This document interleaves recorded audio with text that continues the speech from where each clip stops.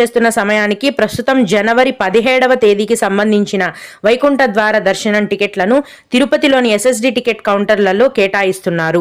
ఇవి అయిపోగానే ఆ మరుసటి తేదీకి సంబంధించిన దర్శనం టికెట్లను టీటీడీ వారు కేటాయిస్తారు.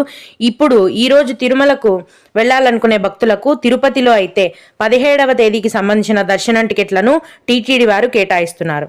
ఇప్పుడు చాలా మంది భక్తులు ప్రస్తుతం నడకదారి దర్శనం టికెట్లు ఎక్కడ కేటాయిస్తున్నారు, ఎలా తీసుకోవాలి తెలియజేయమని అడుగుతున్నారండి. వాటి యొక్క వివరాలను గురించి తెలుసుకుందాము. జనవరి 10 నుంచి 19వ తేదీ వరకు తిరుమల ఆలయంలో వైకుంఠ ద్వార దర్శనం మాత్రమే ఉంటుంది కాబట్టి వైకుంఠ ద్వార దర్శనం టికెట్లను మాత్రమే టీటీడీ వారు కేటాయిస్తున్నారు. అంటే శ్రీవారి మెట్ల మార్గం దగ్గర ఉన్న ఎస్ఎస్డి టికెట్ కౌంటర్ ని జనవరి 19వ తేదీ వరకు మూసివేయడం జరిగింది. శ్రీవారి మెట్ల వద్ద అయితే టికెట్స్ ఏమీ ఇవ్వడం లేదండి. మీరు తిరుపతిలో వచ్చే వైకుంఠ ద్వార దర్శనం టికెట్లు తీసుకొని ఈ మెట్ల మార్గంలో